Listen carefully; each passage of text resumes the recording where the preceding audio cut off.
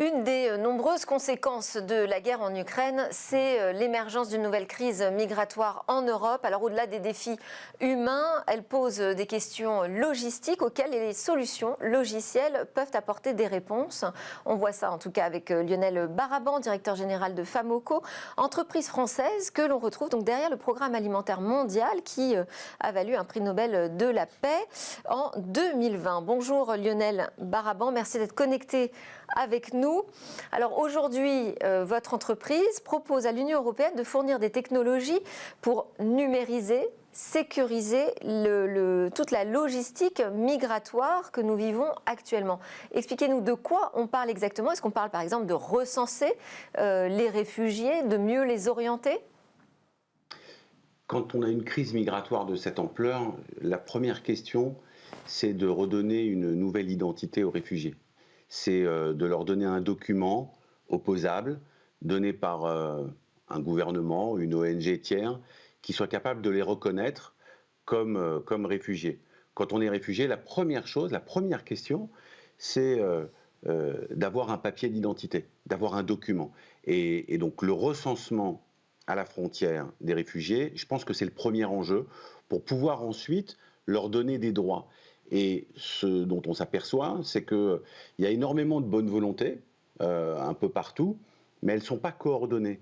Je parlais il y a quelques minutes avec mon associé qui vit en Belgique, qui m'expliquait qu'en Belgique, aujourd'hui, chaque ville, chaque canton a son propre programme pour les réfugiés.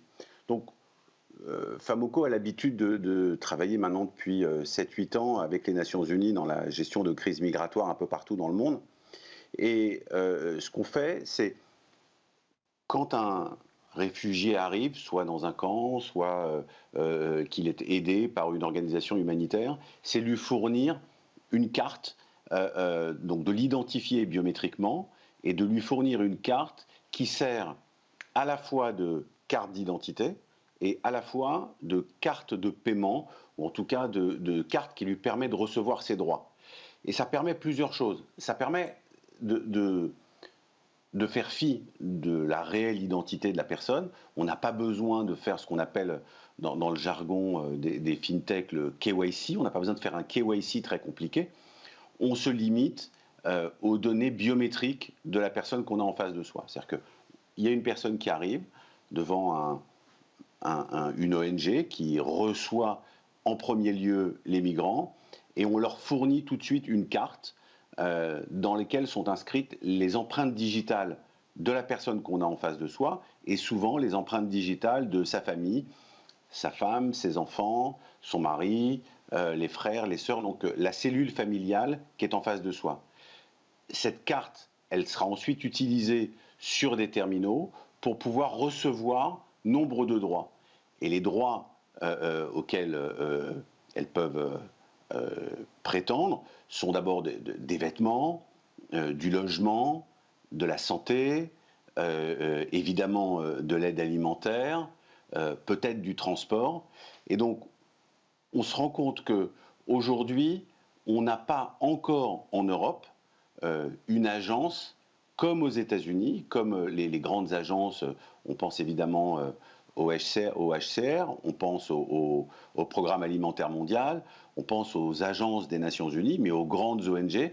Et pour l'instant, je pense que l'Europe a été un peu surprise par la puissance de cette crise migratoire. Et donc, on essaie de façon très très modeste de mettre notre... Alors justement, on parle aujourd'hui de combien de réfugiés à peu près? Plus de 4 millions, c'est ça? Je ne sais pas où on en est aujourd'hui. Et quels sont les outils qui aujourd'hui sont utilisés sur le terrain? Aujourd'hui, il y a très peu d'outils qui sont utilisés sur le terrain. Il y a très peu d'outils qui sont utilisés pour compter ou pour venir en aide directement aux migrants. Donc il y a chaque organisation, chaque ville, chaque canton, chaque micro-ONG qui prend en charge quelques, parfois dizaines, quelques centaines, quelques milliers de migrants, essaye de mettre de façon un peu chaotique et non organisée une solution. On parle aujourd'hui déjà de près de 4 millions de migrants qui sont en Pologne, en Moldavie, en Roumanie, dans tous les pays limitrophes. Donc ça veut dire qu'on a plutôt une diversité d'outils qui sont utilisés et pas une unicité qui permettrait de coordonner l'ensemble, hein, si je vous entends bien. Vous, ce que vous proposez, donc, c'est d'arriver avec un seul outil, c'est ça qui pourrait être utilisé par l'ensemble des ONG sur place. Qu'est-ce que ça embarque comme technologie ? Alors, d'abord, donc, on propose une seule plateforme, pas un seul outil, parce que ce qui va faire, de toute façon, comme souvent dans les crises migratoires, l'ADN de ce type de migration, c'est quelque chose de tout à fait dynamique. C'est-à-dire qu'on ne sait pas exactement où ils vont aller, on ne sait pas exactement de quoi ils vont avoir besoin, certainement de choses différentes en fonction des populations, en fonction de leur localisation. Donc on va avoir besoin de s'adapter en permanence. Ce qu'on pense pour pouvoir fournir une aide très à l'écoute des gens et très flexible, c'est de les identifier et de leur donner, dès leur arrivée, une carte d'identification sur laquelle on peut ensuite agréger des droits qui sont donnés par des associations humanitaires différentes ou par des ONG différentes ou même par des individus différents. Donc ce qu'on propose, nous, c'est surtout de donner une plateforme pour permettre à différentes ONG d'agréger les différentes aides qu'elle propose. Et alors cette plateforme repose sur quel logiciel ? Parce que la clé, c'est le logiciel. La clé, c'est l'identification biométrique des personnes. Une identification biométrique qui ne fiche pas. C'est-à-dire que, évidemment, quand on parle de personnes en fragilité, ce qui est toujours très difficile, c'est de trouver, de tirer la bonne ligne entre ficher les gens, leur donner une carte et puis laisser une situation chaotique perdurer. Alors comment expliquez-nous plus concrètement comment est-ce qu'on fait pour récupérer des données biométriques, les mettre, donc les numériser, les mettre sur une plateforme à disposition de l'ensemble des intervenants qui ont besoin d'y accéder, tout en ne fichant pas ? Alors, les technologies qu'on utilise sont assez proches des technologies de la blockchain, sont des technologies d'encryption. Et donc, en fait, quand on récupère les données biométriques d'une personne, au lieu de les stocker sur un fichier central biométrique, on les stocke sur la carte qu'on donne à la personne. Donc, en réalité, la seule chose qu'on fait, c'est que quand on rencontre quelqu'un, on prend ces données biométriques, on les inscrit, on les écrit. On écrit un petit fichier digital sur la carte et on remet la carte aux migrants. Ça permet de garantir, chaque fois qu'il va rencontrer une nouvelle organisation, qu'il va récupérer un droit, de prouver qu'il est bien la personne qui a été inscrite sur la carte. Et on peut faire ça sans avoir besoin d'un fichier central. Et ça, c'est très très important parce qu'on ne fiche pas les gens, on garantit simplement que telle personne est bien celle qu'on a vue, est toujours la même, qu'on a vue d'abord à un poste frontière, puis dans un camp, puis dans un village, puis dans un autre pays. Donc on peut la suivre sans l'afficher, en ayant comme point d'ancrage sa donnée biométrique.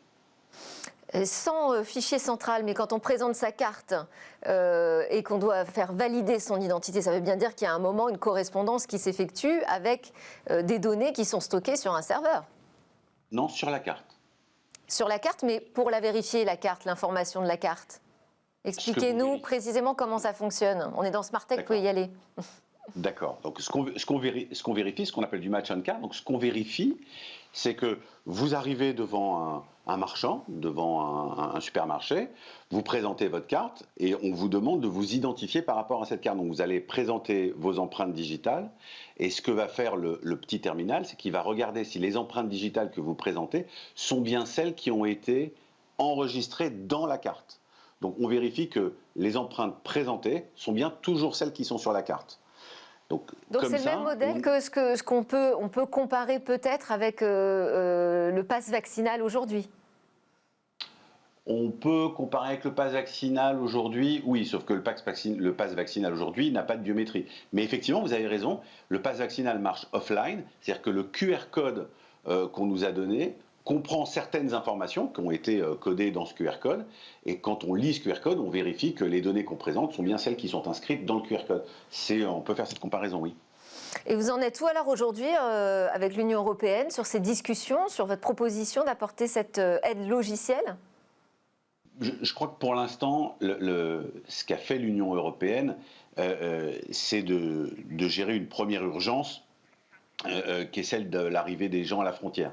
La question, pour l'instant, de l'organisation de façon plus, je dirais, plus organisée, plus universelle des migrants, c'est pas encore véritablement posé.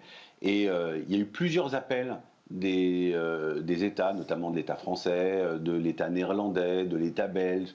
Il y a eu plusieurs appels au tissu de start-up locales, au tissu de technologie locale, pour savoir qui avait des technologies qui pouvaient aider.